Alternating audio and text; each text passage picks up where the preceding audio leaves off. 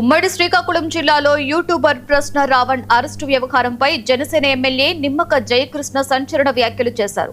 రాష్ట్రంలో శాంతి భద్రతలకు భంగం కలిగించేలా ప్రశ్న రావణ్, జడా శ్రవణ్, ప్రకాష్ రాజ్ వ్యవహరిస్తున్నారని ఆరోపించారు. సనాతన ధర్మాన్ని దూషించడం, మత విద్వేషాలు రెచ్చగొట్టే వ్యాఖ్యలపై ఉపా కేసు నమోదు చేయడాన్ని సమర్థిస్తున్నట్లుగా తెలిపారు. అలాగే రావణ్ కి వైసీపీ మద్దతు ఇస్తుందని కూడా ఎమ్మెల్యే ఆరోపించారు. ఇప్పటికీ కూడా ఇటువంటి పెయిడ్ ఆర్టిస్టుల్ని మీరు ప్రోత్సహిస్తున్నారు.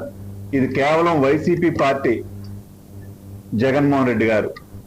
మీరు ఈ రాష్ట్రంలో కులాల మధ్య చిచ్చుపెడుతున్నారు, అలాగే క్రైస్తవుల మధ్య చిచ్చుపెడుతున్నారు. ఇవన్నీ కూడా క్రైస్తవులను రెచ్చగొడుతున్నారు.